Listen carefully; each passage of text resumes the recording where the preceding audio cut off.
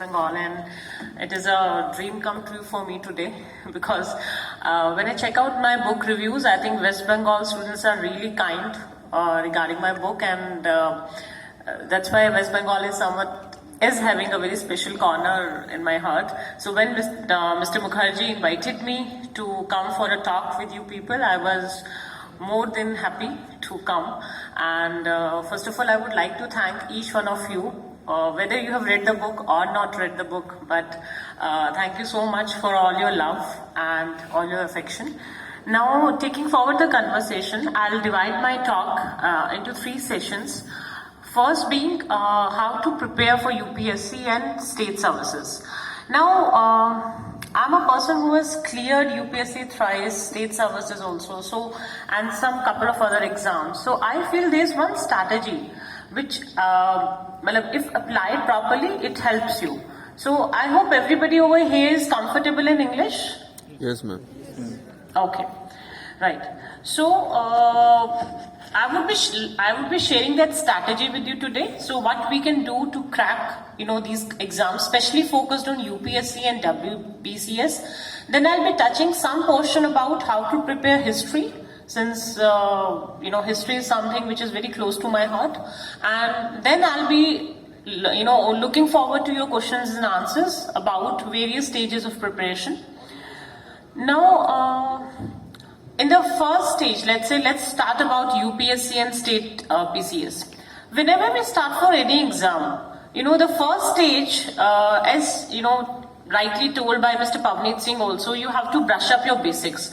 But I would say I'll get a step further. So before even starting for the basics, you need to actually, you have to understand what are you dealing with, right? So, for example, be it UPSC, be it state services, be it any exam. So, kindly go through the last year papers first hand. So, many people would wonder that why, I'm telling you to check out last year papers when you have not even started your preparation. See, there's advantage to that. The moment you check out the last year papers and the syllabus, you'll be able to understand what is required, right?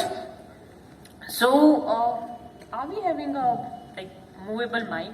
Yes, ma'am. I'll be more comfortable doing that. At a cordless mic. Are we having a cordless mic? Yeah.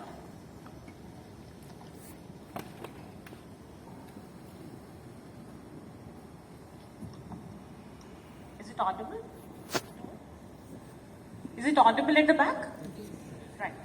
So why I'm telling you to go for the last year? So start with the last year papers. Why I'm telling you last year papers? Because once you get the last year papers, you'll be able to know what are you supposed to attempt. Secondly, let's say you have read the last year paper, you have checked out certain questions. Some questions you may be aware, some questions you won't be aware. So first of all, you'll be able to assess where are you standing, right? Now, for example, you check out last year UPSC exam and you are able to only, able to attempt only 10 questions, 15 questions, that's okay, that's fine. Even when I started my preparation, I would say that I was able to attempt only 15 or 20. But at the same time, you will be able to understand this is what I am standing at and this is what I have to reach. Now I'll also come to where you have to reach. Normally, people are bogged down by the number of candidates appearing in UPSC or in any state services or be it any exam. You also need to have a tip for, I'll share a tip for you. You don't need to bog down how many people or candidates are appearing. You have to be just, careful about how much score you need to have. So be it any exam, any state services, my tip is that try to attempt for 60%. If you're able to have 60%, you're through. You check out the cutoff of any year, any UPSC exam, 60%, UPSC has never crossed 60%, be it prelims, be it mains. Right? So right now our focus, my conversation is more centered over prelims. I'll be taking some due tips for the mains also. So for prelims, you need to check out, forget about 5 lakh candidates, 10 lakh candidates, check out your score. 60% is what you have to achieve. Right now where are you standing? That will tell you what you need to work on. Second thing, when you check out last year papers, you'll be able to, when you check out any subject, let's say you are familiar with Revolt of 1857 and you checked out a question. So afterwards, what happens that once you read the topic, you'll be able to empathize and appreciate what you are supposed to study. I hope you are getting me. That when you are able to do a question, so it's a human psychology. Normally, whenever we do a right question, that answer doesn't stays with us. But when we have a wrong question, that answer stays. When we check out that question, why we did it wrong, that answer somehow stays with us, right? So once you've attempted I would say check out at least last 4 years paper and try to attempt them. No matter you don't know anything, just check them out. When you go to the topic, you'll be able to, understand what is required out of it, what kind of questions come from that question. For example, if there's a topic of Buddhism and Jainism, you'll be able to understand. UPSC, unfortunately, at times, it has a habit of repeating the same questions even with the spelling mistakes. So you'll be able to understand that these questions are required. This is the portion I have to focus my whole energies on, and I will check it out. So anybody who has analyzed the last year papers would be able to understand that, okay, if I have to attempt this subject, these are the areas which I have to really, lay my focus on. So these are two benefits of going through the last year papers even before you start your preparation, right? Now, check out the syllabus, be comfortable with the syllabus. People generally do the mistake that UPSC syllabus is so vast, but to be very honest, UPSC especially is very much it is very much syllabus oriented. So you check out the syllabus and you check out the last year papers, you'll be comfortable with the pattern. So let's say our first problem is solved, that we are comfortable with the pattern. We know what are we attempting at, where are we standing, from where I have to start my preparation and till what level I have to go, right? Now, my second step would be that you start with the basics, right? Generally, people do the mistake that they forget about NCRTs or the, textbooks. Please go through the NCRTs. They are like completely your true, I would say your true aid for your better for UPSC or WBCS. So your basics, your concepts have to be cleared. Check out NCRTs from a different point of view. When you were in schools, you were reading NCRT from exam point of view, only for one answer or, typical 1 or 2 questions. Now when you are going through NCRTs, please, check out what exactly is required. So underline the basics. Then in NCRTs, if you would have noticed, the issues are they will just touch upon a point and there will not be more details about it. Now comes that role of the another textbook. Now, once you have covered your NCRTs, please have a standardized list of books. See, in UPSC, I always say the trick is not always, what to read. It's also important what not to read, right? So generally students do the mistake that they always focus on, okay, 2-3 people are sitting, 2-3 candidates are sitting, one is following one book, second is following another book, one is thinking, oh my God, I'll be left out behind, I'll buy this book also. Third student you meet, you feel, oh, he is also doing something, I'll take this book also. Please, don't do that. Please check out your sources, check out your, be very particular, be very choosy. Make a thorough research about which book to choose, but then once you have chosen that book, please stick to it. So the trick is not to do 4-5 books, but the trick is to do a book 4-5 times. Are you getting me? So let's say if you have chosen a book, let's say I will go with Mr. Pavneet's book, IR book. So let's say you've chosen that book. After your thorough research, please stick to that book. Read that book again and again so that that book remains with you. Right? The retention is also there. Fine? So once you have chosen the basics, you have chosen this thing. Another thing which I want you to emphasize is how to choose the optional. Generally, during many discussions, students do ask that how to choose the optional. Which optional is yielding more marks this year? Which optional is not doing well? I would say it all depends on your interest. So trust me, every year, student from even the best optional is doing, is getting into the service, and even subjects which are so-called not doing good, students are getting from that subject also. So basically, you have to be a master of your own subject. So don't go by these rumors, gossips. There are a hell lot of stop Quora for time being. My special advice to everybody who is preparing, who is a serious candidate, stop wasting your time. Stop wasting for time for almost free resources, because you're not able to understand the moment you are indulging your time. Your time is the most precious commodity in the UPSC preparation. So the moment you are checking out one website, I'm not against any free resources or free learning resources. All I'm saying is that once you are able to, not every website is offering you complete free. They'll give you one or two topic, then again you have to go to some other thing. So that way you will be just wasted. So please choose, your resources very wisely, invest your time very wisely. You are having a very standard time. My request to you over here, excuse me, the front benches, please. If there's something important you need to discuss, please go out. I'll be happy. Thank you. You're just distracting. Now coming back to the preparation thing. So let's say you have been familiarized with the exam pattern. You know what you have to achieve. You have completed your basics. You are complete thorough with the NCERTs. You have chosen your resources from where you're going to study. Now start studying.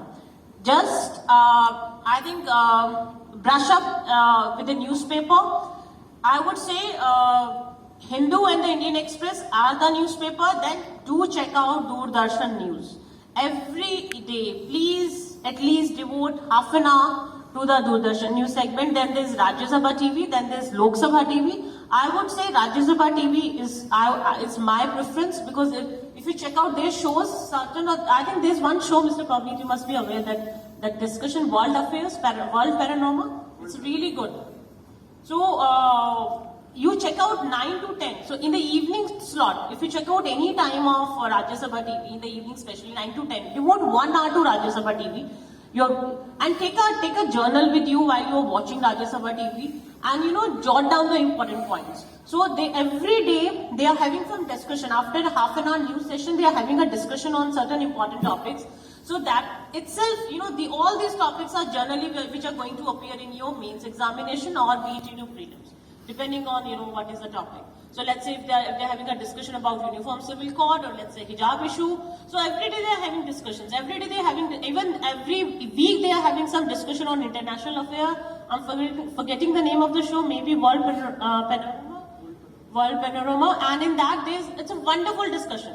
Not like typical that where people are having their vested interests. It's a very, very civilized discussion. Very key points. Very keynote speakers are there, so please go through them. So make it a habit. It's really one tip which really helped me was Rajya Sabha TV. So once devote 1 hour to it, check out Doordarshan News at least for a while. Subscribe to PIB. That's a Press Information Bureau of India. Now nobody is going. These are very tips which I think no coaching institute is going to divulge to you, because once you subscribe to download this app of PIB. They are normally the Press Bureau of India. It basically, messages, whatever has been the releases of the day. In that, generally, if you check out, international section, like which minister, generally if the president is visiting some country, or the prime minister is visiting some country, or some foreign dignitary has come, they will come out with a brief, what exactly has happened. That is a government stand. And that is where you learn the language.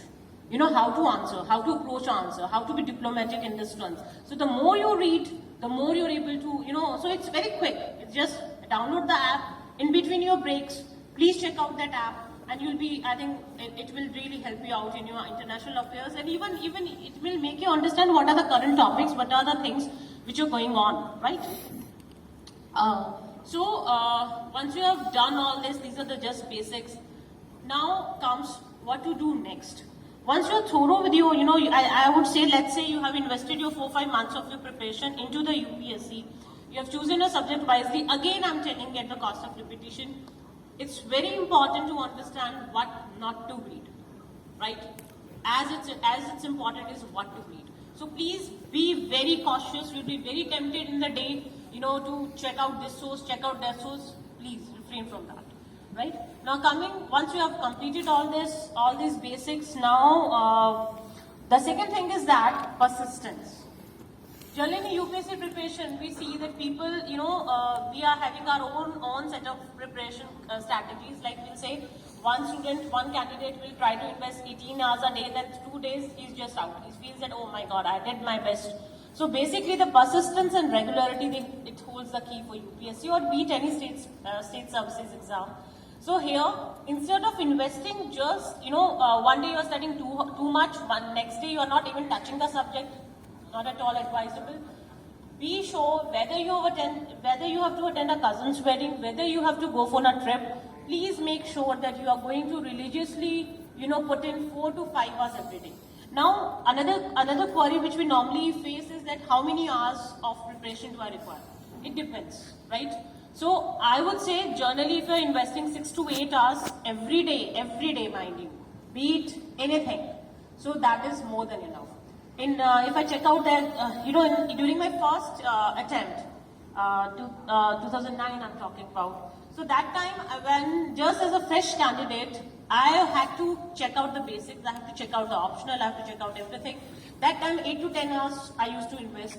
But then, gradually when the attempts, second attempt and other attempts, during my last attempt, when I was in total hardcore policing and when I was 9 months pregnant, I was not even able to invest 8 hours. I think I just invested 4 to 5 hours. But then I made sure that those 4 hours are going to be every day. Every day since the day of the notification. So please understand the regularity and persistence holds the key for UPSC. You are not going to miss any day. That's very much important. Now second thing, once you have studied the basics, let's say you have completed a topic. Now go back to the revision. That holds the key again. So once you are getting back to the topic, please check out question answers. So let's say you have completed the topic on British conquest of India. So go back once you have read the topic, keep it aside for some time, go back in the evening, try to attempt last year questions. My golden touchstone is last year questions. Reason being that if you check out coaching institutes, mock papers, even though they are good, but they are either very much, they are asking very tough questions, or either their level is not too much up to the UPSC. So I would say check out the mock test papers also, not a problem, but please make sure that you are able to try to attempt the UPSC last year papers. Because they will tell you where, what exactly is required from that topic, right? So once you have completed a topic, please check out the last year papers. Now, you have completed your basics, you have checked out the revision. Now what more to do?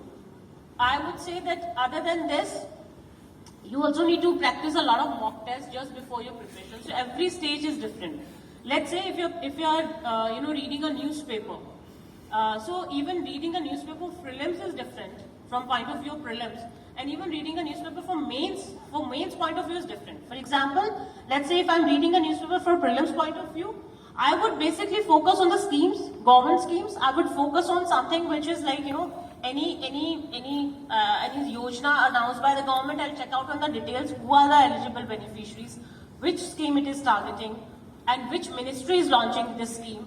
Then I'll be checking out more about the rates, and then I'll go back to make newspaper your basic and then go back to the subject. For example, in the newspaper, you have read about let's say fiscal deficit. Now the fiscal deficit is standing as this and this is this.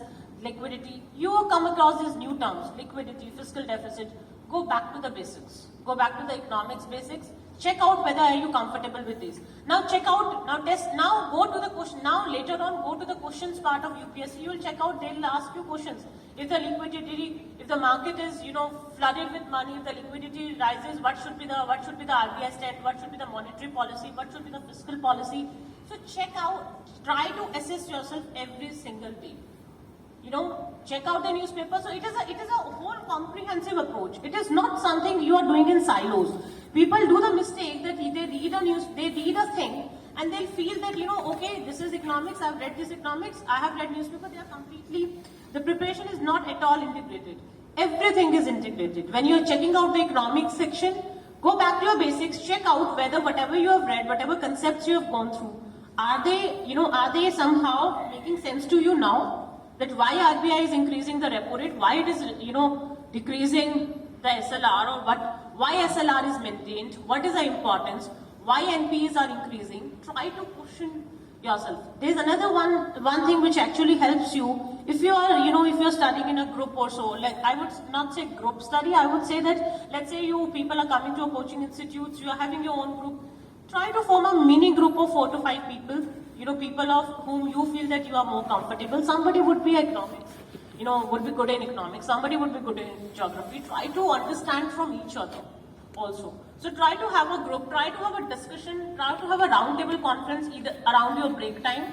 Let's say, I think why Rajendra Nagar or Karol Bagh is such a hub in Delhi, because this is what they do. Like, generally at every corner you will see some UPSC aspirants standing around there and they are having a discussion in the evening. Maybe even they are sitting there talking about Russia-Ukraine conflict. And there you are able to, so what I mean to say, I'm not asking you to, go to Rajendra Nagar. You can have I just only want that you people to just have a like-minded group of students. People who are serious about their goals, people who really want to, so kindly, have this kind of, please push each other, motivate each other, so that, you are able to be on the track, right? Now, coming back to the same thing, once you have done you're continuously, religiously putting in 6 hours a day, what to do next? Once you have completed, I think it takes normally 6 months to complete the basics of the whole GS portion. And the CSET, along with it, I think 1 or 2 hours if you devote every day to the CSET. And the trick is just very simple. Check out the last year papers. Try to solve them. Try to, whatever topic you do, try to check again and again. I'm repeating it so that this thing goes into your mind, right? Now, I would say now practice lot and lot mock tests. When I'm saying mock tests, let's say you practice a mock test. Now, people would say that, see, I've done a test, that's it. Practicing mock test is much more, is a diligent exercise. So let's say you are trying to do the mock test whenever you're preparing for exams. So for example, this time pre is in June. Yes. Yeah, it's on 5th June. So let's say people, how many of you are appearing this year? Any of you who is appearing this year? Okay, only 2-3 candidates. Okay. So let's say it's in June. I am assuming you must have done your basics and your everything. So now go back to May and April. 15th April onwards, your time should be exclusively devoted to the mock test. When I say mock test, I mean take last 10-year paper, one paper, at least a week or maybe 4 days. Make 2 papers a week or maybe 1 paper a week, depending on how many weeks are you having at your disposal, and 2 mock tests from any coaching institutes, whichever you want to choose, right? And once you have done a mock test, try to, at least in the first, let's say from mid-April till the mid of May, don't, you can do it at any time, but from the mid of May till June, last 15 days, try to attempt the mock test at the same time as the UPSC timings are or as the state services timing is. So, and within the same time limit, don't give yourself any luxury that, I started late or please be very precise. So let's say if the time limit in UPSC is 2 hours, please allow yourself only 1 hour 50 minutes because 10 minutes are going to be wasted in filling up the attendance sheet or something else. You have to also do the OMR sheet, which we generally don't practice. We only take in our questionnaire. So give yourself 10 minutes less while practicing the mock test. Now, once you're practicing the mock test, again the thing is that once you have practiced the mock test, afterwards, keep it aside, score yourself, and then comes the analysis part. Give yourself a break off, give your mind a break of 3-4 hours, go back to the paper, go back to the question paper, and now divide the question paper into 4 segments. One would be that how many questions, I should have attempted and have not attempted. What I mean to say, in any paper, there will be 3 sets of questions precisely. One would be that in the first go, which will be very confident, which will be very sure, and which you should have attempted. For example, if there's question about that, whether are we having, what is parliamentary system of government or what is Article 14. So Article 14, I think any serious UPSC candidate must know. Are you getting me? So these are the type of question which you should know, you should have attempted, and it should not have been wrong, right? So once you are analyzing your paper, check out, are you doing mistake in these kind of questions which you should have attempted and you are getting wrong, then there's something wrong in the basics, go back to the topic, check out which topics are you doing the mistake. Are you doing this mistake in the portion of geography, or are you doing this mistake in the portion of polity? So please go back to the topic, revise that, Like say if there's a question about question hour, or let's say if there's a question about, fiscal deficit, or let's say liquidity thing, you have to go, if you're doing these questions wrong, not acceptable. You have to go back to the basics, go back to the topic, revise it, and figure out which portions are you doing wrong, right?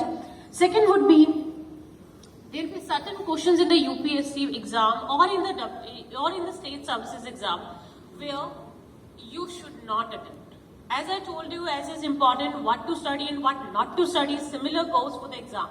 There will be certain question in the paper, maybe around 15 or 20, where even if Brahmaji comes down on earth and tell me that I should attempt, I will not attempt because I have having no clue about these questions. I'm yet to meet an aspirant or a student who will say that I can attempt all 100 questions of UPSC. No, it's not the case. That's the reason if you can, a very simple thing you can check out. Even when the UPSC question papers, after 6 June, the coaching institutes will also take at least 2 days. In the age of Google, even then they take 2 days. Am I right, Mr. Public? They take 2 days to come out with the answer list, right? So even with the help of Google, they are not very sure. Otherwise, it will take just a matter of half an hour. How long will it take? With so much resources at the disposal. But even the questions are set that way that it takes so much time to be very sure that is this the right answer. So what I mean to say, you need to really understand that there is negative marking. There will be certain set of questions which you should not attempt. So let's say in a question paper of 100 marks, I would say there will be around 50 questions which any serious candidate should know. They for sure. If you have really prepared seriously, you should get them right. And there will be around 15 to 20 questions which you should not attempt at all. So don't have the temptation. Which will be those questions? Those questions would be those questions where you have no clue at all, right? If they're asking you something which you have not read about it, they're asking you about some species, or they're asking you something about any national park which you have no clue, which river is passing through this national park, this national park is having this species, or I'm not only focused on environment question that way. It can be any question, be it from any polity, be it any history question, right? Let's say if somebody is asking you why Rabindranath Tagore renounced his knighthood. So either you know that question or either you don't know that question. There is no question of that, that I'll take a guess over it. So factual questions, either you know them or either you don't know them. If you are not aware of them, please refrain from attempting them in the question paper, because otherwise you'll land up in negative marking, right? So once I'm able to analyze, now once you're analyzing your mock papers, which you have just attempted, you also need to make sure that you have to also check out, am I doing the mistake of attempting those questions which I should not attempt? So basically the purpose of attempting at least 20 to 25 mock papers before the exam is just the same. To make you understand, it's very different to, study a subject, and it's very different to deliver it in the exam. So here, what this strategy comes, that you need to understand that which question I should do right and I'm doing right, or I'm doing wrong, and which question I should have avoided but I'm attempting it. I'm tempted to attempt them, right? Now, let's say 50 questions you should know, 20 questions you shouldn't know, rest comes 30 questions. These 30 questions are those questions where you can do some intelligent guess, where you are able to approach to at least 2 kind of options. At least 2 options you're able to reach, but then you have to utilize your intelligence, and that's why I always say UPSC is more or less exam of smart work, hard work, and also some little bit of luck. So I would say, if you have read very widely, very carefully, so generally that range will from 50 will come to 60 to 65, will be in a comfortable zone, and then 15 to 20 questions, if you are able to reach out to last 2 options, you will be able to comfortably attempt them, right? But then it all should be an intelligent guess. If you are clueless about even the 3, if you are, let's say you are sure about 1 option, I am very sure it is not the answer. 3 options you are confused, please don't attempt that question, right? Next thing, which I wanted to, discuss with you people, is that once you have attempted the questions, once you have attempted the answer sheet, you also need to understand that the 60% rule doesn't hold true for every set of question paper. If you check out the cutoff of UPSC, certain years for general category it is 104, certain years it is just 92 also, or in certain years it's 120 also. So let's say every paper is different, but at the same time you also need to understand, if you are attempting, there's no one complete strategy for every every paper. So let's say in the UPSC or be in the state services, you are attempting the question paper and you just check. Normally, let's say the first page, unfortunately, I'm attempting those 8 questions and I'm clueless about all those 8 questions. What happens? I'll lose my balance. I'll check it out. Oh my God, I'm just lost. And then suddenly your mind goes shutting down. So here was the Three Idiots movie comes into play. Tell yourself all is well and just moves on. Just move on. So it's just like a marathon. It's not a sprint. So maybe those 8 questions which you attempted in the first page, maybe they were among my that 15, 20 questions which I was supposed to be, leaving at the end of the day. So please understand, there will be a situation, nobody is going to tell you what are you performing on that single day is what matters. And that will not matter just on one day performance. This will come with practice over the period you have attempted the mock papers. So understand if the paper is tough. Please understand it is tough for everybody. The paper has not been designed specially for, Mr. Pavneet or Ms. Poonam, so that we are, the UPSC is only catered, or maybe, any student so it is not specially designed for, let's say, Abhimanyu or anybody out sitting over here. UPSC has done a simple job. It's just like if it's making a paper tough, then the serious candidates need to be happy because the cutoff is going to be, it's going to be low. And also if the paper is easy, then I guess serious candidates do lose over that front, because then even the easy questions anybody can do with the intelligent guessing and the cutoff is going to be very high. And normally that's what we have witnessed over the years. If the paper is easy, generally is the serious candidates who actually lose out. Right? So if the paper is tough, if the paper is easy, doesn't matter. You have to keep your cool. Tell your mind, tell yourself, all is well, I'll get through.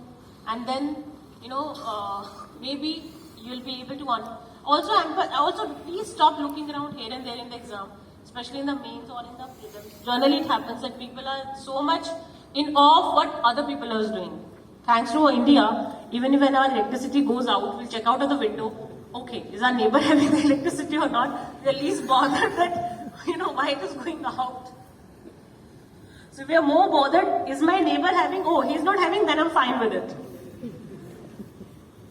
Right? So that's what happened in UPSC. In prelims, we check out, oh my God, I don't know 8 questions. What is this neighbor doing? Oh my God, he's attempting like anything. Or I cannot leave them. I have to attempt all of them. And then negative mark happens. Then people say UPSC is tough. Yes, it is tough. But at the same time, if you have smart work, if you do smartly, if you prepare strategically, you'll be through. Right? Now coming to the last leg of preparation for UPSC and state services.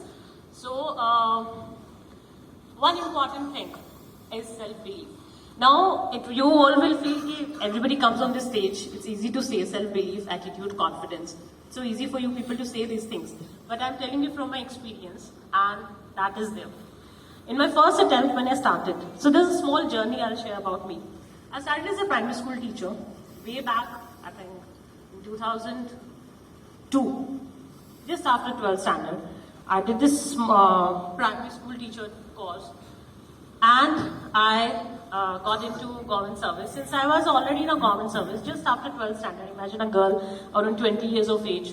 So she just wanted to have an independent life and all, and she just got into the services. Now, since I was in a regular service, I couldn't do my graduation from a regular course.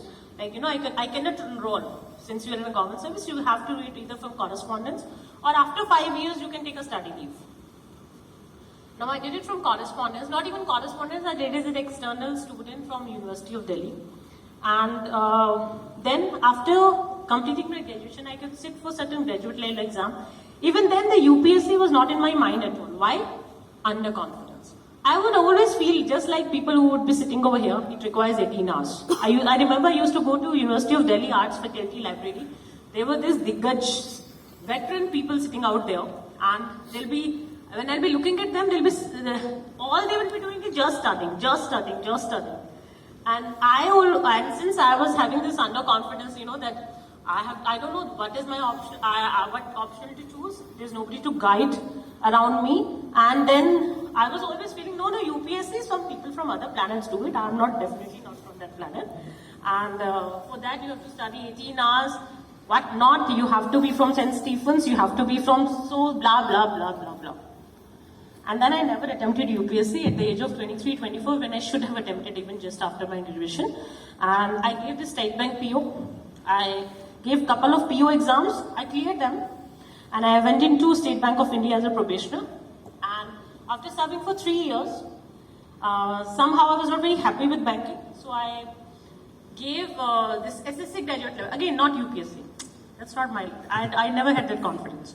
So after giving this, I gave this SSC graduate level because, and then there, without any coaching, all my life I've never taken any coaching except for some basics, like maybe in the first, for UPSC I took once for the basic foundation. Now, in SSC graduate level, I got 7th rank all over India. And there were about, again, it's a 30-40 lakhs people candidate. So I still remember my conversation with the guy who was sitting just beside me during the interview. Like before the interview, we were just sitting, the candidates. And this guy is a public administration optional, which I came to know later. And he was just studying very seriously. And I was like, what are you studying? Curious candidate. So he was telling, oh, you don't know, it's UPSC. I have to appear for the interview. And I'm also having this interview. And I just check out the book. There's some administrative thinkers book. And I said, oh my God, respect. So, and then when the results came, now I don't want to demean anybody because every paper is different, right? So this, I asked this guy, okay, what's about your result? So he told me that I got this 700 something rank, okay. So he asked me, okay, what about yours? I said, I got 7. So this guy told me that you got 7th without any coaching. I said, yes. He said, why don't you prepare for UPSC? I said, okay. So now, first time in my life, all the circumstances, I get this kind of confidence, okay, and anyhow, another very smart thing on my part, because I belong to general category, so anyhow my attempts were getting waste. I gave my first attempt at the age of 28. One regret which I'll carry ever time for my life, I should have attempted it at the age of 23. Now, since my one attempt has already been wasted, so I gave UPSC, and in my first attempt, another thing, why I'm sharing this journey, I want you to also, I also want to share with you what mistakes which I did, which I feel you people should not do, though, like it's our habit, we all want to, really fail on our own. We don't want to learn from people who have just fallen before us. So, in my first attempt, I cleared UPSC, got straight A's. Now, story of my first attempt.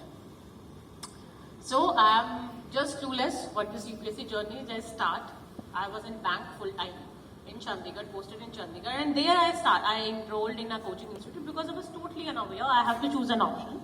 Now, way back then in 2009, there were supposed to be 2 optionals. So I took sociology. Second optional, I think I'll check out after prelims. I don't know whether I'll be able to clear the prelims or not. Now, this is a mistake. That's why I'm sharing this journey. Have self-belief in yourself. Because I invested so much energy. Generally, the first timers, the first aspirants, they invest so much energy into clearing prelims without realizing prelims is just a qualifying exam. Your score, your rank is going to be determined by your means and your interview. It's not about, so prelims you have to just, so it's so as generally the mistake which generally first timers do, they will invest all their energies in prelims. So I had invested so much of hard work into my optional, into my GS, that you will be amazed that in my first attempt, when even the optional was a qualifying subject in the prelims, that time my optional score was actually enough for me to get into the prelims. So I had, but I am not proud of it now. Reason being that costed me my second optional preparation. That costed me my mains preparation. So what happened in my second attempt, my mains preparation, since I started my second optional preparation after my prelims and there was only 4 months gap, I'm taking a new optional, I've not studied that subject ever. But then, since I was, we need to, all of us need to think about it. If I'm preparing for UPSC, we also need to think, am I only preparing for prelims? Please ask this question every time, whenever you are, started. So after 4 months of your basics, completion of basics, please switch on in a mode where you need to think about that I'm preparing this exam from both prelims and mains point of view. So once you finish the topic, after 3 months, I will not say do answer writing in the first 3 months. After 3-4 months, when you are comfortable with the basics and everything, when you have brushed up the basics, please go into that mode where your prelims and mains preparation should go together. Start writing answers. And another thing, which I feel are small, sideliner over here. Generally, people do the mistake that if I'm writing an answer, who's going to check it? I have known generally teachers are overburdened with so many number of students who are going to check it. Here comes your group, the group which a mini group which you make, and even if let's say you are not having a group, you are studying on your own, you yourself are your best judge, right? So once you have written an answer, this is what I did in my last attempt, or maybe a couple of other answers, because teachers cannot check your all answers. Nobody is going to having that time. So once you have written an answer, keep it aside, take a break. In the evening, go back to your answer. Read the question again and read the answer again. And trust me, you'll be able to appreciate and understand what are you doing wrong. So you'll be able to understand, oh, did I write this? What is wrong in this? Am I having a very big introduction? Am I having a very big conclusion? Am I not concluding? I'm not able to focus on the right points. Yeah. So person over there, if you really want to sit, sleep, yeah, you. If you really want to sleep, then I would say that I think the above chairs are more comfortable. If you can stand, sit properly, it is really that way. I know the AC is good. Right. Next, this is what happens. Right. So, coming back to the preparation, so please, when you're preparing for even the first time, especially all the first time aspirants, please focus on your mains as equally as you want to focus on your prelims. Don't think after once I clear prelims, that's enough, right? Now coming to my second attempt. In my first attempt, after giving UPSC at 28, I cleared my mains, but that was another story. That was just above the cutoff, which you came to know only later on. I qualified with very good interview marks, and I got into railways. Now that time, that was first time in my life I could feel that yes, I can do it, right? Here comes another irony. In my second attempt, when my preparation is now I'm comfortable with my both options, I'm comfortable with my GS and everything. In my second attempt, then I wanted to be naming the member. That never happened to me. And in my first attempt, I got 208 in my interview. In my second attempt, I could get only 140. Now again, I'm not disputing maybe she didn't find me good enough or whatever be the reason. But here was the thing, I again got into railways. In my second attempt, my preparation, I was I think among the top 200 to 250 students when we check out the main score. But for general category, getting 140, we just almost out of the race. Since my main score was very good, I again got into railways. And I was so depressed, I couldn't take the shock.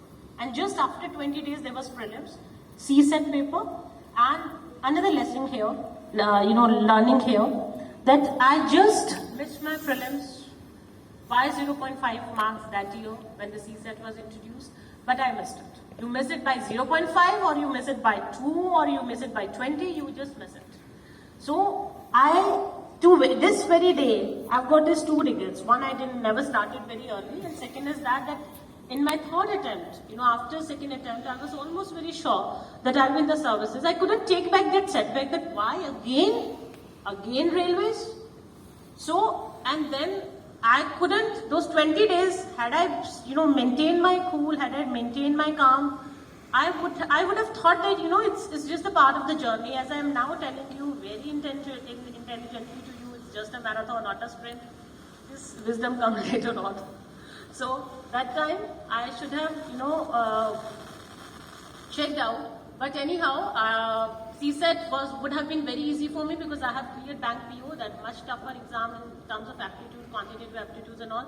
But anyhow, whatever is the case, I missed my prelims and I decided not to join railways, and I continued. In the meantime, my state services exam also I cleared. I joined in Haryana State Services, and I thought that my UPSC journey is over. Now what that happens, normally what happens in young couples as a breakup, you don't look at the photos of your partner, you don't look at anything. Same happened with me regarding UPSC. I disbanded Hindu or Indian Express or anything pertaining to UPSC. and I got into hardcore policing. And anybody, I think for next 2 years, I was totally out of current affairs. Doordarshan, I used to, it's just like that, switch it off. No Rajya Sabha TV, switch it off. So I was into that mode, but anyhow, gradually, after 2-3 years, I could maintain, find my feet and my mind at peace, and then gradually you understand, or you need to understand, as I would say. So gradually I was fine in my services, and but then, as luck would have it, 2016, 2011 candidates were accorded an extra attempt.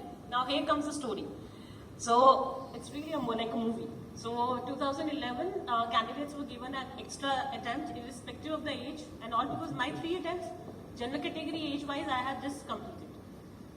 So come back to 2015, just the notification comes in the month of February, and I've just conceived a month before. And the notification comes, and I'm looking at the notification, I'm just thinking, should I give it or should I not give it?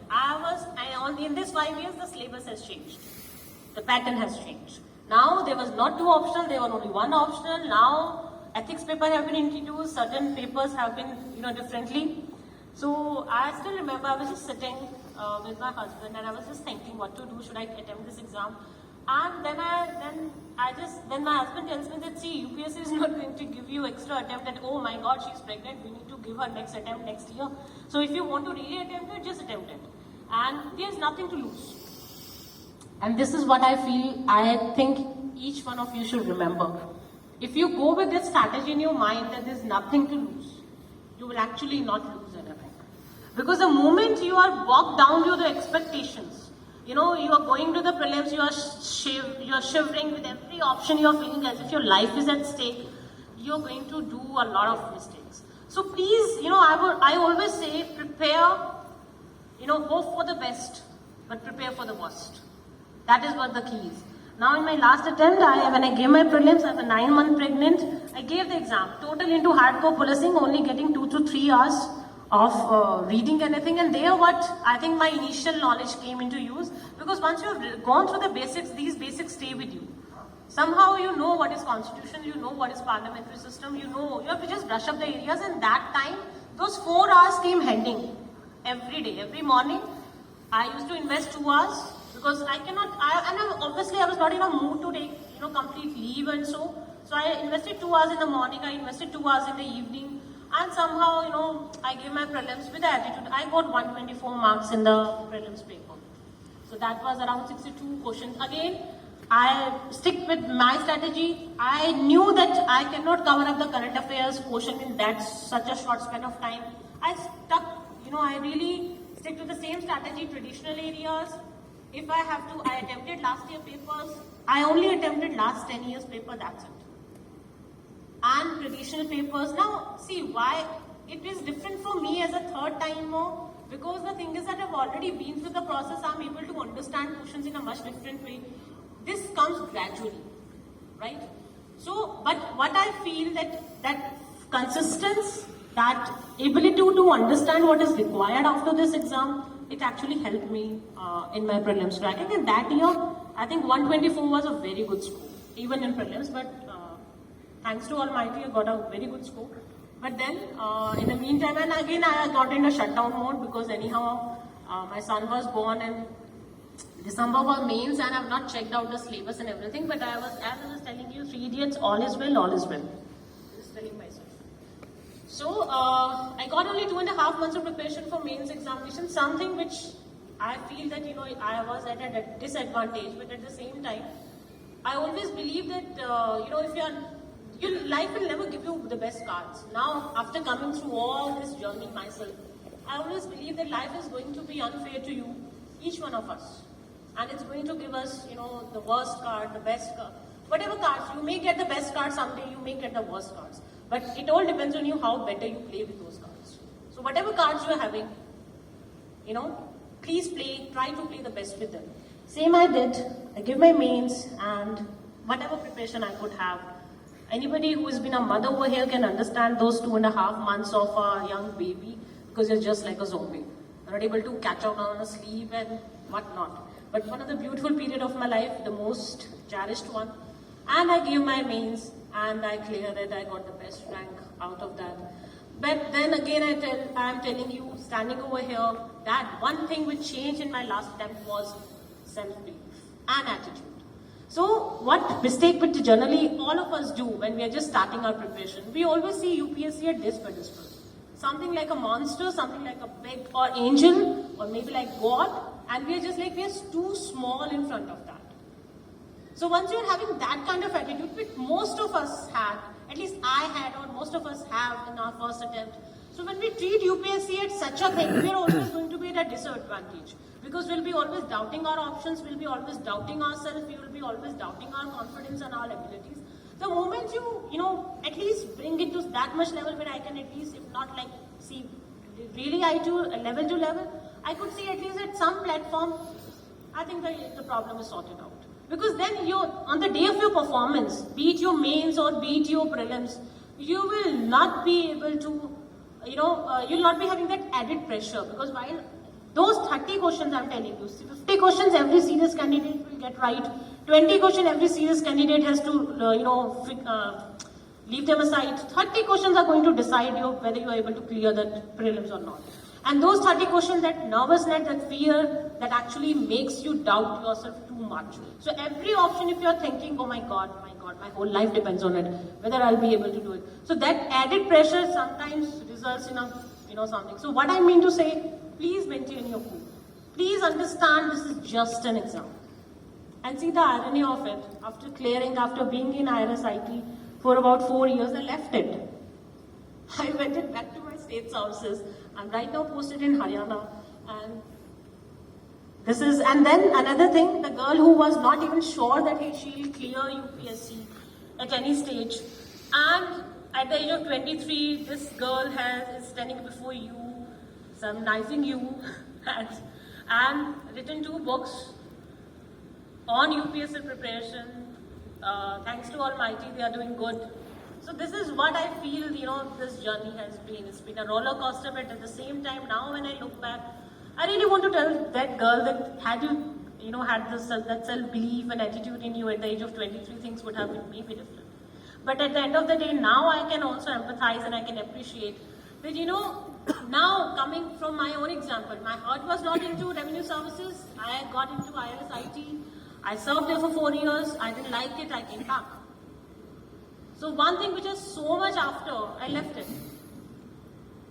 And I now can, so I'm not saying that, whatever choices I made were the wisest one or the, are the smartest one. I can only, why I'm sharing this is that you can only empathize that life just goes on and life is much bigger than all this thing. Because these things never end. I've got very good batchmates all across the services, very good friends rather. And, this thing never ends. Once you are about to enter the UPSC, once you're starting your preparation, you're just thinking for, oh my God, just my pre ho jaye. Once the pre happens, then you'll be into mains ho jaye. Okay, fine. God grants that also. Then you'll say, oh my God, I should be in the list. So every first timer, you always feel that I should be in the list. Once you're into the list, then you come to that thing. Oh my God, am I not in the top 50? Then once you are into the top 50, then you will come to this thing, oh my God, why am I not getting my home state? Then you are getting your home state, let's say God grants that also. So then you will be, why am I not getting my own district? So a small example, because then I'm not saying that you should not try for the best, or you should not UPSC, IAS, IPS, IRS. These are still the premier services. They are one of the best. They give you the widest of exposure and whatnot. Right? In my all years of policing, or be it in state services, or be my years in revenue services, or even now after coming back to policing again, the kind of exposure you get is amazing. It's amazing. The kind of people you meet. One day, just 1 year before, you know who is CM, then gradually you are attending the CM programs, and you are there doing the duty, you are protecting the Chief Minister, you have seen PM couple close quarters, you are meeting the dignitaries who's, as a security in charge of certain summits, you are just meeting. I have personally received Canadian PM. So what I mean to say is that the opportunities are too much out there. But then you have to also understand this is just an exam. Life is much more than that. So if you go with this kind of, psychology and attitude that, no matter what happens, I'll be able to stand back on my feet. I'll be able to do whatever whatever I'll be passionate about. And this is just like any other exam, but yes, one of the tough one, it's okay. I like challenges, that's it. Go with this attitude, and I think the sky would be the limit for you. So, with this I'll end my talk about UPSC and state services. Now coming back to history, since Mr. Mukherjee is not letting me go if I don't talk about history. So, so a very quick thing about history is that generally all of us do this mistake of reading history from a very monotonous point of view, or reading it just like there's something.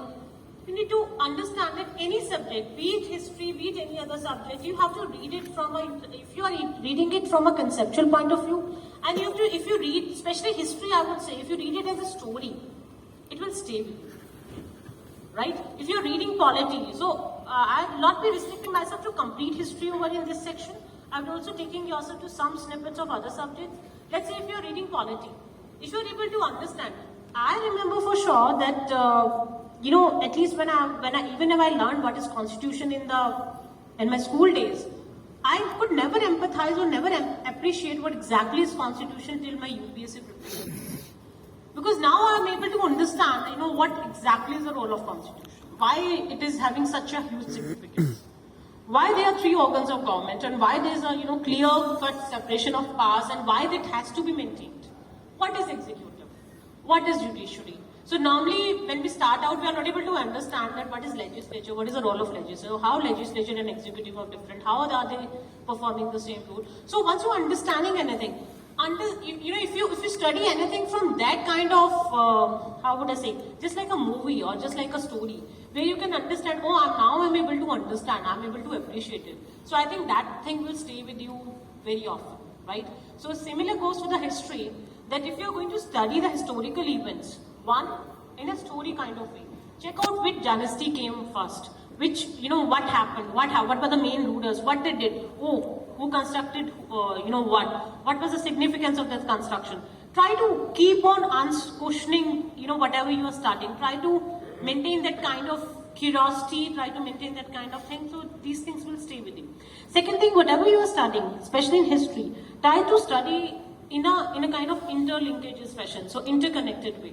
So for example, like you are studying history, so let's say you are studying about medieval India, and there's some question about modern India, let's say land revenue system. So you need to understand, and you need to actually go back to the medieval period. You need to understand what was the background of it. So that should come to you in a kind of wave. So once that kind of thing happens, you're able to your answer writing would be very different. So even while writing answers, think it not even at any subject. Try to think, not restrict yourself to just one aspect. Every answer in UPSC means, and trust me, I think UPSC has been kind enough to padding my, I think even in my first attempt, the GS papers, the mains paper, because they were just interlinked to my prelims. My second option went wrong, but otherwise all my scores were very good in mains, every time. So I feel that their answer writing trick is that you need to have a multi-dimensional aspect to any answer. So let's say if you're talking about, let's say female feticide, why it is happening? Generally a very pet question, 2 or 3 questions in paper 1 comes on gender equality, gender sensitization. So all of these aspects are related. Why female feticide is happening? There are so many angles. It's not just a social problem, it's a political problem also. It's an economic problem also. Women are still not independent. That's why women are considered burden. So that's an economic angle to it. That's why people don't want a female child, they want a male child. Because they feel that every time a female is born, it adds to the economic burden. Second thing, social angle. We all know what is the status of women in our society. They are, they need to be protected. That's what society thinks, that they need to be protected. We need to provide for their social. Then the honor and value of any society is, directly proportional to the women's safety and all. So that is again an added burden on somebody. So Then again, the political angle, there's so much less women representation. That's why things are not getting on ground. Then even if you are giving representation, then also there's a culture of proxy sarpanches. So any aspect, then cultural angle is there, because culturally, be it folklore, be it traditional, anything, you are just having, still our traditions are such that where the birth of a girl child is not being celebrated. Right, so all these factor, they basically somehow, so whenever you're writing an answer, it should not be just reflecting one aspect. Be it any question. Let's say you're talking about China-Russia relations or Indo-China relations, you have to go to the historical aspect, you have to go to the political aspect, you have to go to the cultural aspect. You have to have a multicultural, multi-dimensional answer to anything which you're approaching. Same goes for history. So if you're writing a modern India, unless and until it is like, I don't want you to be totally digressing from here to there. But yes, if there is something which you can bring from the background, please do bring into the introductory part in history. So in order to understand and appreciate any subject matter, you have to have this interlinkages. So no subject is in vacuum. So when we talk about ethics, when you are given case studies, you are expected to formulate your answers based on all of the things. Why some historical angle must also be there, or maybe, that mostly if you have read modern India properly, if you have read the reform movement properly, then certain case studies in ethics you could be able to answer. Or maybe if your optional is philosophy, or maybe your optional is public administration. Well, if anything which you have studied, try to incorporate some of that knowledge into your answers. Which is like, I'm not saying anything like, let's say this is not even relevant to the answer, but you're still putting it. But yes, there's certain things in every subject which you feel that will come to your rescue in the answers. So please, this intercoordinated thing, this intercoordinated linkages, and try to have a thinking approach whenever you are studying anything. If you're not able to think about it, if you're not able to assimilate that thing in your thought process, so once you're reading Revolt of 1857, you need to appreciate and understand what were the reasons, why it happened. And if you're lacking, if there's some lacuna anywhere in your understanding, that means you'll not be able to replicate this in your answers in a much better way. So you need to go back to the basics, brush them, come again. Right? So what I mean to say, have those interlinkages. Vis-a-vis history, I would say that please try to study history in a more interesting and try to make it a summary. Try to make a mind map of things so that you're able to understand what led to what are the important events, and why this happened, what was the background for it. If somebody did an action, why it did an action. So, for example, there's a journal. When we talk about British conquest of India, I'm taking a history question. So generally, if in the mains the question comes that, British conquest of India, what do you think? It was accidental, it was pre-planned, or what do you think about it? So there you have to understand, you have to check out if the acts were coming, the regulating act, the charter acts, then the gradual acts. What was the mind behind those acts? What went different? So when you check out the answer from that point of view, then what were they doing in the administration? So, if we have to attempt this question, if I have to present any logic, let's say I'm taking a stand that it was pre-planned, or let's say if I'm taking a stand it was accidental, or if I'm taking a mixed stand, that yes, it was both, then I have to have my reasons. See, in UPSC or in any state services exam, any civil services exam, you have to think as an administrator. So every time, every day, there is going to be a situation to you where you have to understand. Even while attempting your questions, why they want you to leave some questions? Because they want to check out whether this person will be able to do that in real life also. There will be certain situation where you have to just keep your mouth shut no matter how much tempted you are. There will be certain situation where you have to not take an action. There will be certain, so basically bureaucracy is all about action and inaction, both. So that's what they are checking it out, and similarly goes for your answers. Right. So then again, when you're reading, so British conquest, when you're checking out that answer, British conquest of India, you have to tell them why you are arriving at this. Let's say I'm taking it a mix. So I would say that initially when they started, they were after the trading privileges. That's why they wanted concession, and these are the instances of it. Because if you check out their acts, they were not right now, before the regulating act, the charter acts, they were not very specific about ruling the country. But gradually when they realized that, my God, this is such a, free world, it's like it's a cake. On the platter, the Indian subdivision was just, there was so much disunity among the rulers and they could easily conquer it. Then this thought gradually came to their mind that why not? Why not have India as our, as a state? So, but you have to incorporate all these things, and this thing will only come to your mind. Will be only able to write right answers or good answers when we are able to think properly. Think of an event in all it, hostility or holistic way, and in a comprehensive way. If you are able to understand it, if you're just able to understand everything in silos, your answer writing will always be, not above average. So that's what goes for history. Third thing, as I told earlier also, please, whenever you're completing any portion from history, apart from the mind maps and the basics and interlinkages, please try to assess yourself what you have done. Let's say if you have done any topic of religious reform movement of India, or let's say you have read the Mughal structure, so kindly go back to the questions, because you may have only read about the Mughal rulers, but you have not read about what were the cultural significance, who brought what, and for that I'm telling you, as I told you in the initial start, keep last 5 years papers handy with you, both prelims and mains. Keep them aside with you. Single out questions, and once you have completed a topic, be it from any subject, history, let's say we are talking about, go back to the question paper, because once you have read them before, that thing will keep in your mind that, okay, I've read this, maybe this portion is having some question from that thing, I need to go back to that. So, for prelims and mains, prelims I think I specifically discussed a lot about it. For mains, I would say that once your prelims results are out, please practice answer writing every single day, at least 5 questions. 5 questions every day. Before mains, I would say 2 or 3 questions would suffice, whatever topics you are doing. But after your prelim results are there, don't wait for a day.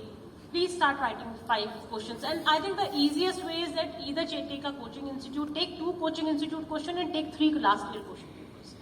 I'm again and again repeating it, UPSC question papers hold the key. And beat any, in my whole experience of cracking UPSC, state services, bank PO, I feel that this is one thing which has stayed with me. I've always gone through the last year papers, so that last year papers, and they'll tell you what exactly you have to start and from where you have to go to where. What is required out of it. Right? So this sums up my history thing also. I have already overshot my time. I think we have a quick 15-20 minutes for question answers if you people are having any. Thank you so much, ma'am. আচ্ছা, তোমাদের কোনো question থাকলে Indian হিস্ট্রির উপরে একজন করে বলতে। You want to have the mic? They have a mic also. You're having mic. Yes. তোমাদের কোনো কোয়েশ্চেন থাকলে ম্যামকে জিজ্ঞেস করতে পারো, ইন্ডিয়ান হিস্ট্রির উপরে বাংলা, হিন্দি, ইংরেজি যে কোনো ভাষাতেই জিজ্ঞেস করতে পারো, কোনো অসুবিধা নেই। Good afternoon, ma'am. My name is Rishabh. I have তোমার নামটা বলো না। My name is Rishabh Prasad. I have observed the PYQs. There has been a trend that the questions are more of backward linkages, as mentioned by Sir. The trend has also been observed in history questions. Like recently, in the last year, the question related to Mitakshara Dyabhava, which was on the inheritance rights. Okay. Which is not explicitly mentioned in any book, but the backward linkages, it has been mentioned in a Supreme Court judgment. Okay, so there are such questions, like there was a question related to Chaucer to Yogini Temple, when the issue of Central Vista was there, it was related to the Parliament. So how to address those questions? This is my first question. And my second question is that, since you have emphasized more on keeping a static source of books, since the pattern of questions have been changing, the nature of questions in UPSC have been more contemporary based, wouldn't it be wise that to update our sources every time the questions are being like that? Thank you. So, what's your good name? My name is Rishabh. Rishabh, right. Rishabh, so please sit down. So, as I think told by Mr. Pavneet also, and I have also shared, that linkages in any question is important, and that's what I told, that newspaper comes handy over here. So once you read a newspaper, that's what I told you about PIB, that's what I told you about newspaper, that's what I told you about Doordarshan. So news, there's no quick fix solution to that. So once you have read a newspaper, try to, that's what I discussed earlier also, you need to be aware, you need to be quick in your reasoning that will this question, will it form a, let's say if I am an examiner, will I take up this issue for any, will it make a substance of any basics of any prelims or mains question? If you are able to have that kind of, thinking in yourself, you'll be able to, be more better prepared for the questions that way. Coming to second answer regarding the updation of the books, I'm not averse to updation. All I'm saying is that generally, when I discuss about remaining static to certain book set, what I meant was that you need to be very particular while you are starting out your preparation. That time you need to be very focused, do your research, and I think the easiest thing I'm not here, for any book or anything. I would say the easiest thing is that check out last toppers interviews or maybe check out the book yourself. Go to the market. 2 tips. Check out last year paper toppers. Generally, some are standard books. So let's say polity. We all know this McGraw-Hill Lakshmikant, M. Lakshmikant is the standard book for completing your basics. There are no other books which cover the basics that way. Right? So you start with that book, and then once you have to add on to your knowledge, if you feel that, once you are having that kind of repository of questions with you, you're able to understand that, see, that's what I told you. Once you go through the question papers, you'll be able to understand whether whatever I've read is sufficient enough for me to answer the question or it's not. If it is not, then you can just update them, but not with a complete big book. You can go with certain notes. Nowadays, certain notes during the mains time, certain notes do come. So you can check out that, or maybe some article, maybe something. What I mean to say, be very selective in your approach. Right? Don't go for this is one mistake which generally people do. They will go for polity, they'll buy 4 books. I still don't know why. Even I remember when I started out, I bought Subhash Kashyap, I bought D.K. Basu, because that time you feel, okay, these are the books, I should not be left behind. But then till this date, I have not been able to read D.K. Basu, I have not been able to, so I'm not demeaning them in any way. They are very nice books. But what I'm saying is a human brain, I've got a limited capacity, and Lakshmikant has served me very well till now. So at the first stage, you are not able to, D.K. Basu language and Subhash Kashyap language is somewhat very different, which is, I think as a first timer, you will not be able to, do justice to that. So what I mean to say, instead of those 4 books, I just concentrated on one book, and when you are able to, see, every book is having the same kind of content, so Article 14, or let's say Article 18, or anything about election commission, the basics would be defined in every book. Or be it any note, you take any coaching institute's note. What people do is that they'll take Vision IAS note, they'll take some other coaching institute note, some other notes, 5 set of notes. You are just struggling with all these notes, and then you're just lost. So my thing is that stick to 1 set of notes, whatever you choose. That is, I'm giving you that freedom. In fact, that freedom is with you. Check out the source, but then stick to it. And if you have to necessarily update, if you feel that thing is missing in your own set of books, then you may update it, but only that portion which you feel is missing. Because if you mean to say that, that book is not sufficient enough, that means you were really wrong in choosing the source. So that has to be very carefully done, Bishop. But since you mentioned that Lakshmikant is a reliable source, but the relevance of Lakshmikant has reduced over the years. No, that I know. What I'm saying is that for the basics, I'm yet to come across, that is my perception. I'm yet to come across any book which is very good, vis-a-vis covering the basics. Somebody who is just starting out, Lakshmikant is just the book, right? Once you've started out, once you are checking out the question answers, then you can, as I suggested, do your basics, and then for the updation part, you go for that. Thank you, Even sir. for prelims, it's still relevant. আর কেউ question জিজ্ঞেস করবেন?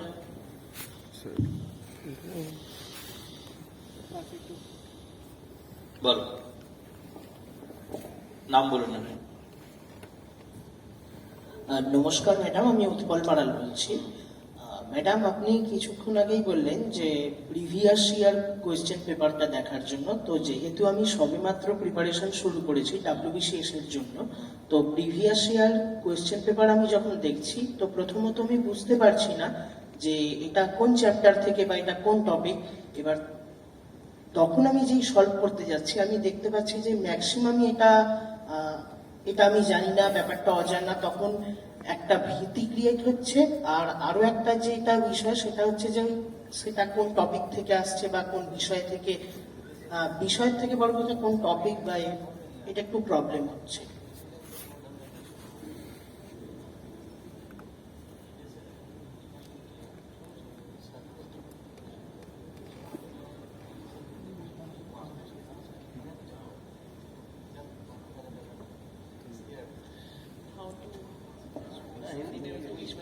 हिंदी आपको समझ में आएगा?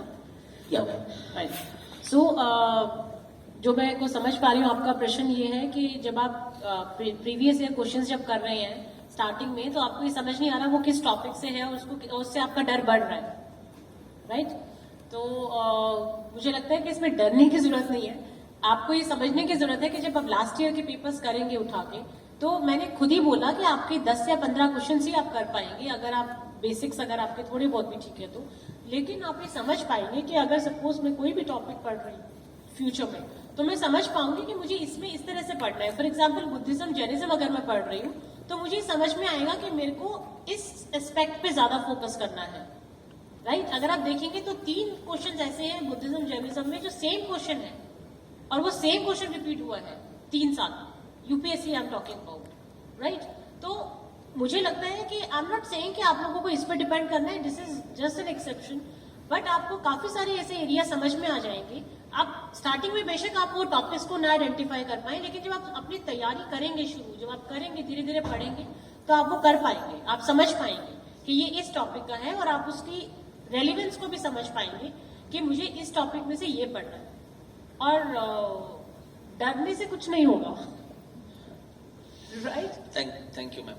আর কেউ পেছনে? My name is Kanchan. At first, I want to thank your hard work and your potential which help us to reach your aim. Actually, ma'am, my question is that, ma'am, I want to know about the time management. What was your timetable? See, as I told you, कि timetable varies from person to person. But I would say कि yes, it's an important aspect. Yeah, please take your seat. So I Thank feel you. कि regarding time management, it's a very good question. I used to always go for this monthly, weekly and daily plan. तो अगर for example when I started my preparation, let me talk about my last attempt. So when in February the notification came, I was having March, April, May, June, July, August. I still remember the pre was in August. So I was having 6 months at my disposal. तो पहले तो मैंने बैठ के देखा कि मेरे क्या पोर्शंस हैं. Everybody is comfortable in Hindi? Right. तो पहले मैंने बैठ के देखा कि मेरे क्या पोर्शंस हैं जिसमें मुझे वर्क करना है सबसे ज्यादा. और पहले तो मैंने ब्रशअप से शुरू किया. तो जैसे पहले 6 महीने मेरे पास में थे, तो 6 महीने का मैंने पहले एक मंथली शेड्यूल बनाया कि लास्ट का महीना तो मॉक टेस्ट को दे दिया कि उसमें मैं सिर्फ मॉक टेस्ट करूंगी. उससे बचे 5 महीने. I used to do the backward thing. 5 महीने बचे. 5 महीने के अंदर में पहला महीना 1.5 महीना तो मेरा ब्रशअप पे लग जाएगा मिनिमम. ब्रशअप में शायद वो 1.5 महीने से ज्यादा लग गया था, 2-2.5 महीने लग गए थे. एंड देन ग्रेजुअली उसके साथ में फिर पर्टिकुलर ब्रशअप करने के बाद में एक सब्जेक्ट को उठाना और उसके टॉपिक्स, उसके जुड़े हुए क्वेश्चंस करना. लास्ट के महीने में मैंने सिर्फ मॉक टेस्ट किया. Ma'am, just suppose that Monday, कैसे time? That's what I was coming to. So this was my monthly schedule. Then every month, जब एक बार मंथ में मैंने बांट दिया अपने शेड्यूल को, I used to go for the weekly schedule. कि फॉर एग्जाम्पल मंथ में मैंने डिसाइड कर दिया कि इस महीने में मैं 3 सब्जेक्ट कवर कर लूंगी, let's say polity, history, geography. तो फिर मैं वीकली शेड्यूल बनाती थी अपना कि वीकली शेड्यूल में इस वीक में मेरा क्या शेड्यूल रहेगा, मैं किस तरह से, मतलब जो एक मेजर टास्क है उसको सब डिवाइड करके कि उसको किस तरह अचीव करना है. और उसके बाद उसी वीकली शेड्यूल के बाद में फिर वो वीक की स्टार्टिंग में, तो डेली शेड्यूल मैंने कभी भी ऐसा नहीं किया कि मैं मार्च 1 को बैठी और मैंने डेली शेड्यूल बना लिया. 1 मार्च को बैठ के मैंने अपना मंथली शेड्यूल बनाया. उसके बाद में 1 मार्च के बाद बैठ के मैंने मार्च का मंथली शेड्यूल बना लिया. Then accordingly there used to be adjustments कि हो सकता था जो टॉपिक मैंने सोचा है कि मैं कवर कर लूंगी वो नहीं कवर हो रहा, तो it used to be, so my planning was monthly एक बार पूरी कर ली, फिर आपकी मतलब मंथली ब्रेक डाउन कर लिया, फिर एक मंथ को ले लिया, फिर वीक को ले लिया, और वीक के अंदर डेली को लेते हुए मॉर्निंग में for example whatever the time was at my disposal, generally it was 4 to 5 hours. तो सुबह 3 घंटे कर लेना, 2.5 घंटे कर लेना और शाम को 2.5 घंटे डिवाइड कर लेना. डिपेंड करता है कि आपके पास टाइम कितना है और आपकी रिक्वायरमेंट क्या है. फर्स्ट टाइम जब मैं कर रही थी, जब मैंने अपना पहला अटेम्प्ट दिया था, that time it use to be 8 to 9 hours, क्योंकि तब मैं कोचिंग भी कर रही थी. तो कोचिंग में जब मैं जाती थी तो 4-5 घंटे तो कोचिंग के ही यूटिलाइज हो जाते थे. तो बाकी प्रायोरिटी रहती थी जो मैं कोचिंग में पढ़ रही हूँ उसको मैंने आगे रिवाइज डेली करना है.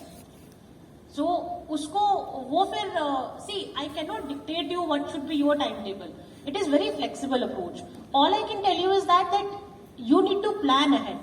So for planning ahead, आपको you have to take into consideration that monthly, weekly, daily thing, और daily के अंदर में भी सुबह रात को पहले एक ऑडिट कर लो, रात को ही प्लान कर लो. फॉर एग्जाम्पल आज मैंने डिसाइड किया कि आज मैं पार्लियामेंट्री सिस्टम ऑफ गवर्नेंस कर लूंगी, इलेक्शन कमीशन कर लूंगी, पॉलिटी का मान लो लेट्स से मैं 8 चैप्टर कर लूंगी.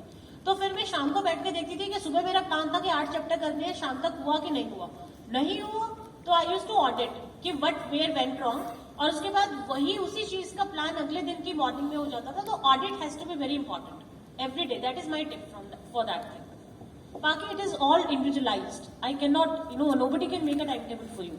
But only thing is you can do is that try to stick to your time table. Don't procrastinate.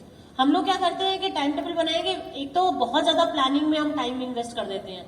ये प्लानिंग टाइम टेबल बनाने में अपने पूरे 2 घंटे तो टाइम टेबल बनाने में लगा दिए, वो टाइम टेबल फॉलो हुआ नहीं, टाइम और चला गया. तो you need to be very quick in that. Understand कीजिए what is required. Monthly weekly में थोड़ा हो सकता है 15-20 मिनट लग जाए. I think 15-20 minutes is enough for planning, nothing not more than that. और वो ग्रेजुअली आपको यू नीड टू इवेलुएट, क्योंकि आप टॉपिक्स करेंगे, कुछ टॉपिक आपको लगता है कि 2 घंटे में कवर हो जाएंगे, कुछ टॉपिक आपको लग रहा है, बट आप जब कर रहे हैं तो आपको लगता है कि वो 6 घंटे ले रहा है टॉपिक. तो you have to audit it every day. I think auditing your timetable every day for the daily schedule is very important. That's Actually, one. Next question শেষে দেখুন ডান দিকে.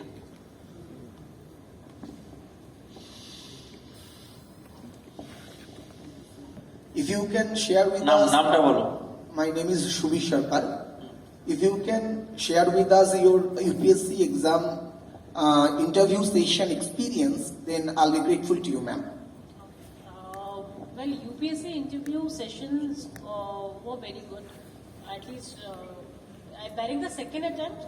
Please, you may sit down, please. Thank you. So, this is more of a conversation. So, my first interview was with Mr. Khan. Khan sir ka board tha, and it was it went very smooth. And GDN interview has always been my advantage. I don't know what happened in the second attempt, because second attempt I'll not be naming the member, but generally at times I always say the interview is also about what you are saying and what is the samne wala person is also having its own biases, or be it anything. So even my second interview went very smooth, but somehow I could make out that the chairperson is not very happy with my background. Like I came from a series of struggle, and also some people, they do give more weightage to that degrees, that whether you're from IIT or whether you are from IIM or so. Some people do value your hard work and your struggle.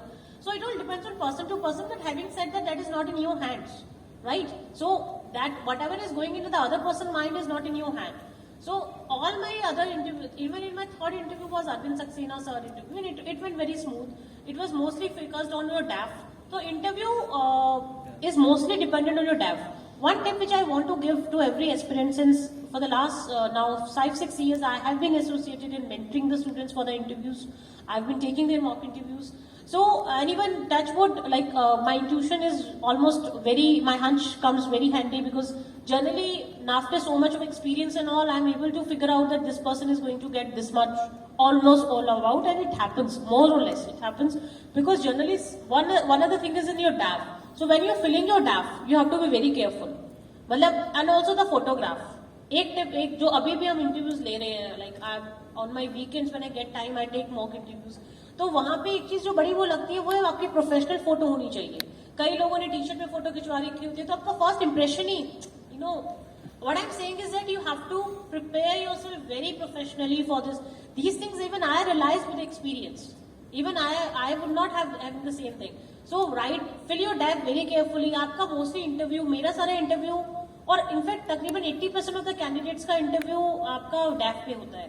Whatever you written in your hobbies. So don't bluff. कई लोग लिख देते हैं hobby में, people are writing कि running. I'm not saying that you may not be having a running hobby. But the thing is that running के अंदर में then you have to be ready about all the things about running. the events associated, what are the, the questions can go here way. So be very sure about what you are writing, do a thorough research. Then people are, your DAF, obviously education qualification you cannot fudge, but hobbies generally people do. And आपका mostly interview, I think 20% to 25% interview आपका उस section से होता है जो आपसे पूछा जाता है कि आपने कोई पोजीशन कभी होल्ड करी हो या आपकी हॉबी क्या है, उस हॉबी के क्या रिपोकर्शंस हैं. तो you need to be very careful. तो आप वही लिखिए जो आपको लगता है कि आपका एक्चुअल इंटरेस्ट है. अगर आप नहीं लिखते हैं तो then the interview he is not going to be kind to. तो जो भी आप लिख रहे हैं, listening to music, then you are expected to know about ragas, you are expected to know about so many other things. So मतलब जो भी आप लिखें आप काइंडली सोच के लिखें. और सोच के साथ साथ आप whatever my advice would be try to be honest. But जो आप एक्चुअली करते हैं वही लिखेंगे तो आपका वो पैशन झलकेगा जब आप आंसर देंगे. अगर आप कुछ ऐसा लिख देते हैं जो कि आपने दूर दूर तक जस्ट बिकॉज 4 बंदे लिख रहे हैं तो मैं लिख देता हूँ या ये सेफ बेट है, इसमें क्वेश्चन कम होंगे, यू नेवर नो. आजकल लोग लिखते हैं मेडिटेशन, अब उनको ये नहीं पता विपासना मेडिटेशन. तो मेडिटेशन के कितनी फॉर्म्स हैं, how many questions you can ask for meditation. I just come across a DAF where plantation. That's what I was coming to. So one this individual wrote that vegetable garden. So gardening vegetables. So he was asked about hybrid कि अगर आपको ये करना हो तो क्या करोगे. So he was taken aback. कई लोग ले देते हैं फार्मिंग. अब फार्मिंग में उनको बस ये पता है कि राबी और खरीफ क्या है, उसके अलावा कुछ नहीं पता. They'll ask you because you never know whether there is a person who is from the agriculture university, some professor is sitting in that जिन्होंने 35 years agriculture में ही काम किया है. So so my advice would be honest. The moment you are honest about your approach, it will come. The sincerity. आजकल इतने mock interviews होती हैं when the board wants to check out the raw person. Person who is sincere in his approach, his or her approach. So if you'll be honest to yourself in your preparation, in your DAF, it is just an interaction. They make you very comfortable. They don't demean you. Even while according you 140, they'll not demean you. They'll be very humble to you. So it's just like that. It all depends. That way. যারা জানো না তাদের জন্য একটু বলে রাখি যে UPSC তে একটা এক্সট্রা ফর্ম ফিল আপ করতে হয়, ডিটেল অ্যাপ্লিকেশন ফর্ম, যেটা ড্যাফ বলা হচ্ছে. ওটাতে ক্যান্ডিডেটের সমস্ত ডিটেলসটাই চাওয়া হয়, তো সেটাই প্রপারলি ফিল আপ করার কথা বলা হচ্ছে. এনিওয়ে, নেক্সট কোনো question? Sir, yes. good afternoon, ma'am. My name is Oishi.